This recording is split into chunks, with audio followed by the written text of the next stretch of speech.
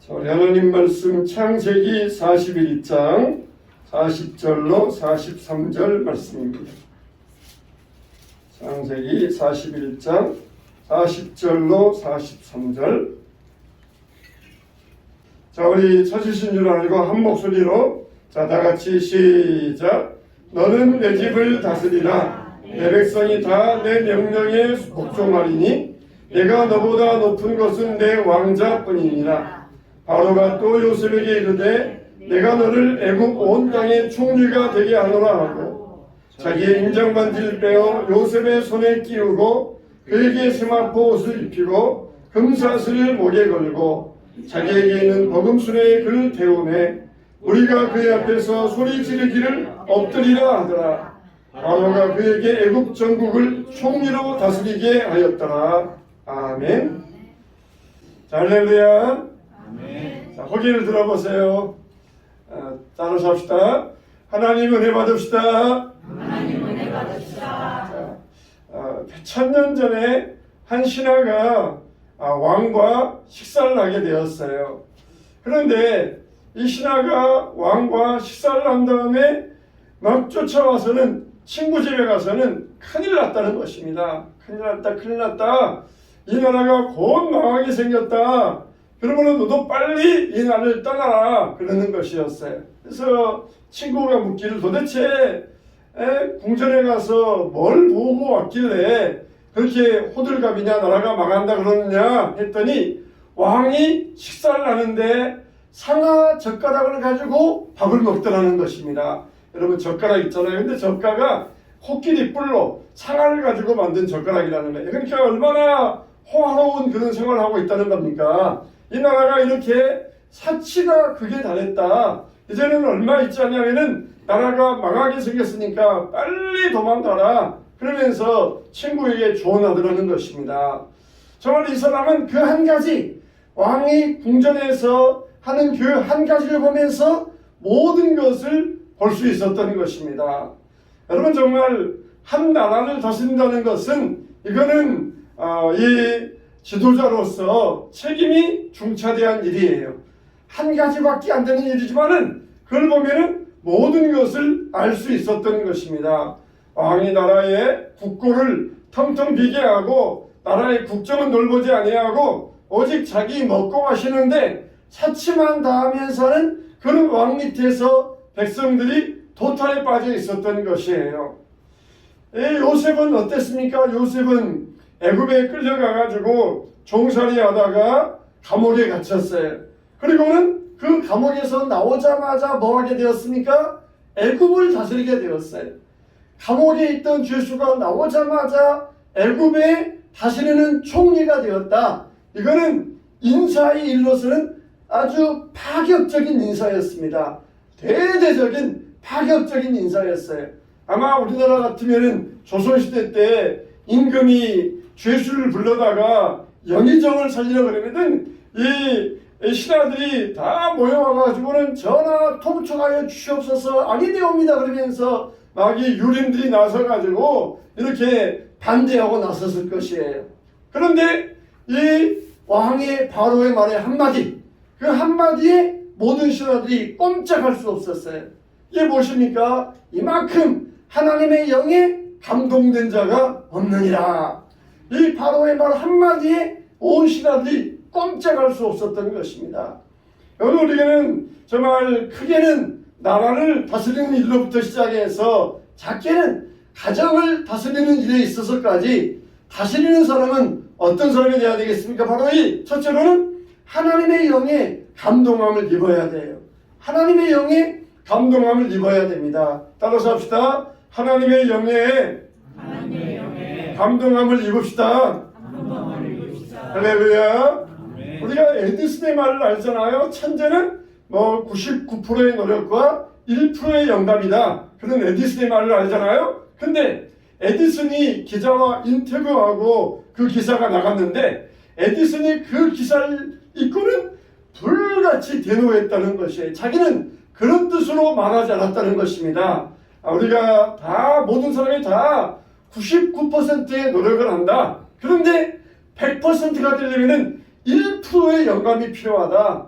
99%의 노력을 해도 1%의 영감이 없으면 100%가 될 수 없다. 그런 뜻으로 이야기를 했다는 것입니다. 그러니까 모든 사람이 다 똑같이 99% 노력을 해도 100%를 채우려면 1%의 영감이 있어야 된다는 것입니다. 1%의 영감이 없으면 100%를 채울 수 없다는 거예요. 우리가 흔히 말로 2% 부족하다, 2% 부족하다 그런 말 하잖아요. 근데 에디슨은 1% 이야기했어요. 1% 부족하면 99%의 노력을 해도 100%를 채울 수 없다는 것이에요. 그러니까 99% 채워도 1% 채우지 못하면 발명을 할 수가 없어요. 에디슨이 전구를 발명하기 위하여 수천 번 노력을 했잖아요. 근데 1%가 부족하면 결국은 실패로 끝나는 것입니다. 바로 이 1%의 영감이 뭡니까? 하나님의 영이에요. 하나님의 영입니다. 하나님의 영감입니다. 하나님의 영감이에요. 서울대에 들어간 친구가 연세대에 들어간 친구를 보면서 자기가 서울대 들어가기 위해서 얼마나 노력한 줄 아느냐? 자기가 얼마나 서울대 가기 위해서 노력했다는 것이에요. 연세대 간 친구가 그 말 듣고 있다가 벌컥 화를 냅니다. 누구는 그렇게 똑같이 노력 안 한 줄 아느냐? 그러면서 이렇게 벌컥 화를 냈어요. 1%의 영감, 그게 차이를 만든다는 것입니다. 여러분, 바로 이게 하나님의 영이에요. 하나님의 영. 정말 이 노예 출신 감옥에 있던 사람이 감옥에서 나와가지고 총리 대신이 되었다. 우리나라 말로 같으면 영이 제형이 되었다. 그 말로 하면은 모든 신하들에게 질시와 미움의 대상입니다. 이거는 다 공공의 적이 되는 것이. 다 신하들은 저 밑에서부터 그냥 올라와가지고 그 자리에 올라왔는데 갑자기 그냥 이 죄수가 총리가 된다는 것은 파격을 넘어서 이거는 있을 수 없는 일입니다. 모든 신하들에게 공공의 대적의 대상입니다. 그러나 오직 한마디 뭐라고 했어요? 이만큼 하나님의 영에 감동된 자가 없다. 그러면서 너는 내 집을 다스리라. 그렇게 이야기했어요. 여러분, 아무리 믿지 않는 사람들도 하나님의 영에 감동된 사람들은 다 알아볼 수가 있다는 것입니다. 하나님의 영에 감동되었다 이 말은 하나님의 영에 흠뻑 빠졌다는 것이에요. 하나님의 영에 완전히 빠졌다는 것이에요. 요셉이 흉년에 대비책을 세워놓았을 때에 그 대비책은 누구도 반박할 수 없었습니다. 이렇게 착착착 7년에 흉풍년 들면은 다 저장해 놓았다가 7년의 흉년 동안에 그것을 골고루 나눠주면은 온 나라가 살 것입니다. 이런 대비책은 오직 하나님의 영, 하나님의 지혜 아니고는 어디에서 나올 수 없는 인간적인 지혜로는 만들 수 없는 일이었어요. 이렇게 요셉의 지혜는 누구도 되돌 수 없는 뛰어난 지혜였습니다. 하나님의 영에 감동되었다는 것은 정말 축복 중에 축복이에요. 이런 사람이 가정을 다스리고 교회를 다스려야 됩니다. 우리 교회에도 이와 같이 성령 충만한 사람들이 많이 일어나게 되면 교회가 성령의 역사로 강하게 진행될 줄로 믿습니다. 우리가 비록 성냥 한 개피는 작지만은 그 한 개피를 가지고 모닥불을 피우면은 이 큰 불이 되는 것처럼 교회에 성령 충만한 사람이 많으면 많을수록 성령의 강력한 역사가 일어나게 돼 있어요. 이 성령 충만은 어디에서 일어납니까? 바로 예배에서 일어나요. 예배를 통하여서 예배에서 일어납니다. 그래서 우리가 예배의 감정을 알아야 돼요. 이 요셉은 바로의 집안을 다스리게 되었어요. 너는 내 집을 다스리라. 이 말은 무슨 말이에요? 자기의 나라를 다스리는 이야기입니다. 이렇게 요셉은 종으로 있을 때에도 보디발의 집안을 다스렸고, 죄수로 있을 때에도 감옥의 총무가 되었고, 이제는 나라에서도 총리가 되어가지고 나라를 다스릴 수 있었던 것입니다. 여러분, 우리에게도 이런 하나님의 영이 임해야 돼요. 하나님의 영이, 지혜의 영, 또 모략의 영, 이 영이 임해야 됩니다. 영이 임해야 돼요. 99%의 노력이 있어도 1%의 영감이 있어야 100%를 채울 수 있는 것이에요. 우리의 인간의 노력이 있다 할지라도 하나님의 영, 하나님의 지혜의 영이 임하여야 됩니다. 하나님의 지혜의 영, 모략의 영, 하나님의 그 영이 임할 때에 100%를 채울 수가 있고 100%의 99%의 노력이 결실을 맺을 수가 있는 것이에요. 이 하나님의 영, 지혜의 영, 이게 없으면 아무 소용이 없습니다.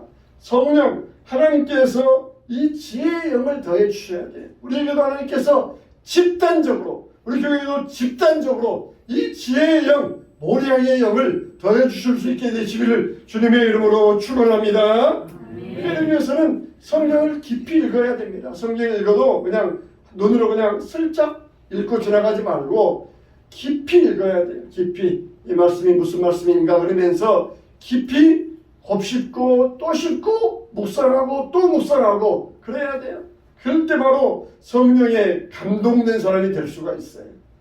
자, 여러분들은 정말 다스리는 자가 되어서 성령의 감동을 받아서 교회를 잘 다스리고 가정을 잘 다스리게 되시기를 축원합니다. 두 번째로 우리는 다스리는 자가 되기 위해서는 명철하고 지혜로워야 돼요. 잠언 9장 10절 말씀에 여호와를 경외하는 것이 지혜의 근본이요 거룩한 자를 아는 것이 명철이라고 말씀하여 주셨어요.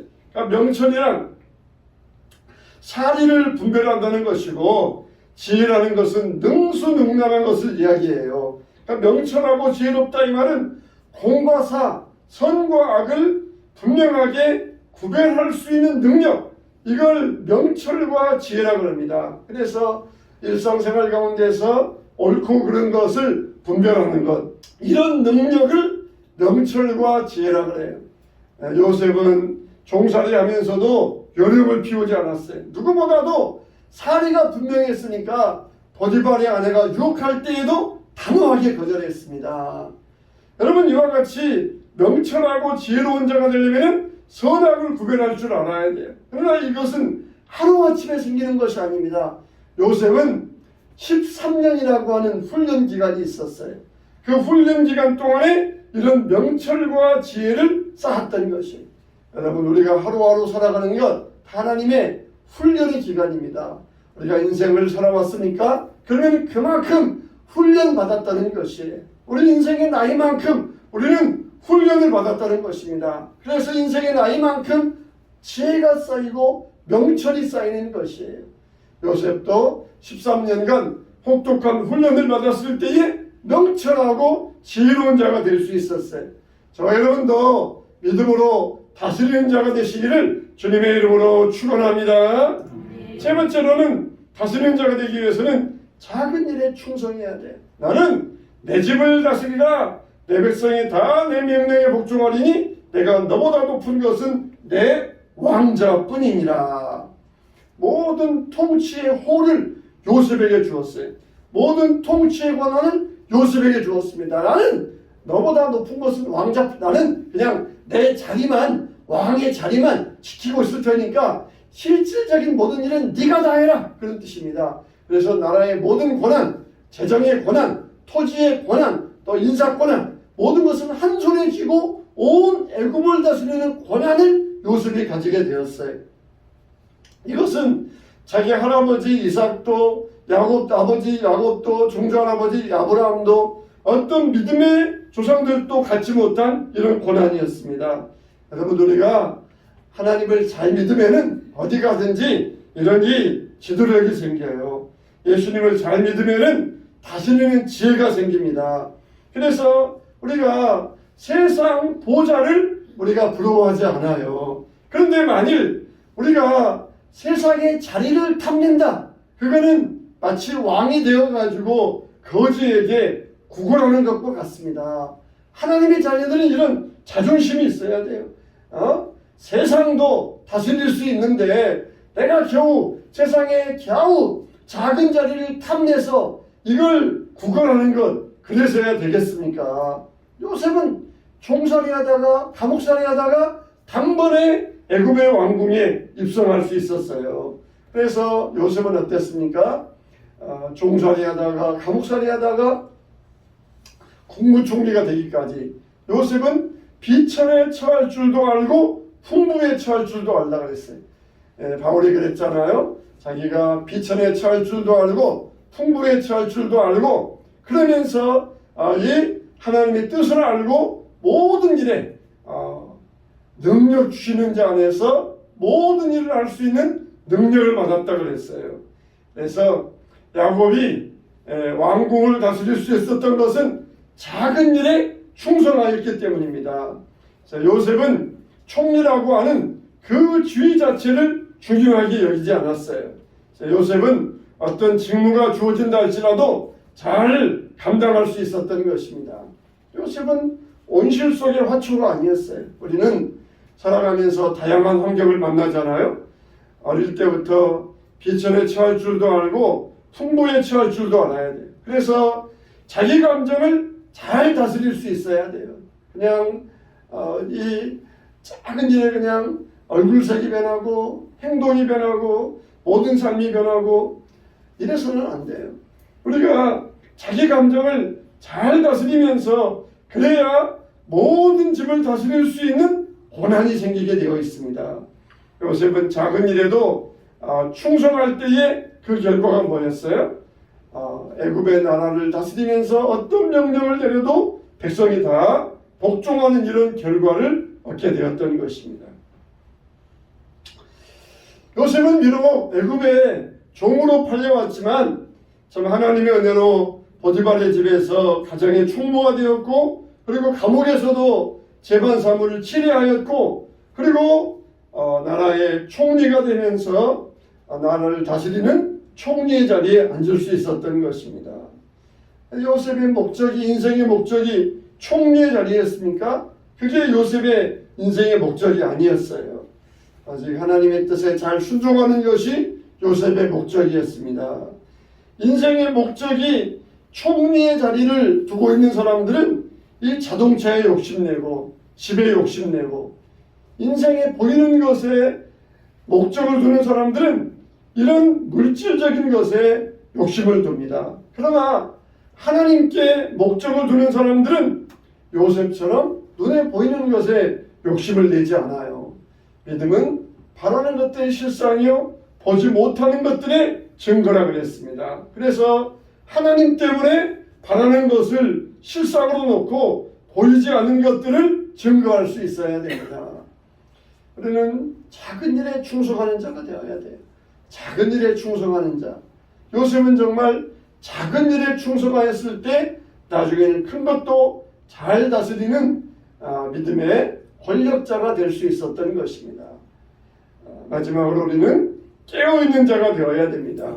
잘 다스리기 위해서는 깨어있는 사람이 되어야 돼요. 사람이 자리가 높아지면은 나태해지기 쉬워요. 그런데 권력자가 되면은 깨어있기가 어렵습니다. 우리가 산에 올라가면은 등산할 때 산에 올라가면은 힘들잖아요. 그러면은 아이고 주여, 아이고 주여, 아이고 주여 그러면서 내가 이거 왜 안 나? 다음엔 안 올 거야. 그러면서 힘겹게 올라가요. 그러다가 정상에 섭니다. 그리고는 내려오잖아요. 내려올 때는 너무너무 쉬워요. 내려올 때는 수월하게 아주 내려옵니다. 그러면서 다음에 또 올라가요. 우리가 인생에 살아갈 때 그냥 힘들 때는 아이고 주님, 아이고 주님, 아이고 주님 그러면서 부르다가 일이 좀 풀리고 나면은 주님을 찾지 않습니다. 일이 잘 되면은 그냥 나요, 내 힘으로 살고 내 능력으로 살고 그러는 줄 알아요. 우리는 힘들 때도 주님의 이름을 불러야 되지만 평안할 때도 똑같이 해야 돼요. 힘들면은 하나님 말씀을 달리 보이잖아요. 하나님의 모든 말씀들이 다 나를 위한 말씀 같고 모든 찬송들이 나를 위한 찬송 같고 그러다가 평안해지면은 하나님 말씀도 나와 상관이 없는 것 같고 하나님의 찬송도 나와 별거 없는 것 같고 그러면서 그렇게 우리가 평안할 때 하나님을 찾지 않습니다. 우리는 어려울 때에도 하나님을 찾아야 되고 힘이 들 때도 똑같이 편해도 주님의 이름을 부르면서 나아갈 수 있어야 돼요. 어린아이가 꽃병 속에 손이 들어갔습니다. 아무리 꽃병 속에 든 손을 꺼내려고 해도 도저히 손이 안 빠지는 것이에요. 왜 그러느냐? 이 손이 이 어린아이가 손 안에 꽃병 안에 동전을 쥐고 있는 것이에요. 근데 이 어린아이에게 아무리 말해도 어린아이가 알아듣지를 못해요. 손을 놔라, 손을 펴라, 그래야 병이 빠진다. 아무리 말해도 듣지 아니하니까 병을 깨뜨렸어요. 병을 깨뜨려서 손을 뺄 수 있었습니다. 여러분, 우리가 깨닫지 못하면은 하나님은 우리의 환경을 깨뜨리십니다. 깨뜨리셔가지고 우리를 깨우치시는 것이에요. 그 중에 제일 쉬운 것이 뭡니까? 재정 문제예요. 재정 문제를 가지고, 물질 문제를 가지고 우리를 깨뜨리셔요. 우리를 깨어나게 하십니다. 우리를 깨어나게 하셔요. 우리를 깨뜨리셔요. 어떤 목사님 부부가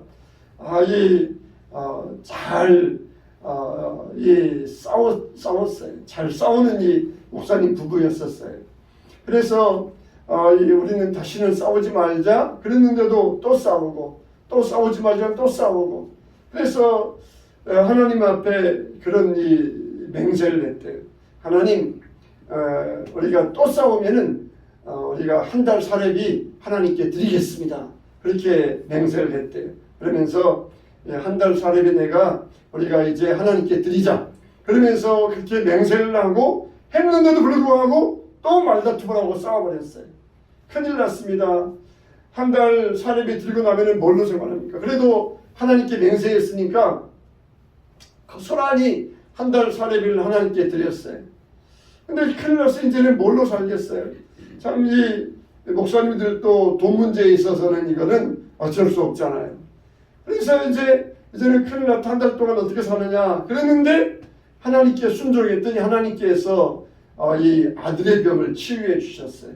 이 아들이 고질병이 있었는데 하나님께 순종했더니 그 아들의 병을 깨끗하게 낫게 해주셨어요. 여러분, 하나님은 우리의 물질을 통하여서, 재정을 통하여서 우리를 깨어나게 하십니다. 우리를 다스려 주십니다. 우리를 깨어나게 하셔요. 우리는 깨어 있어야 되는데 깨어나지 못하잖아요.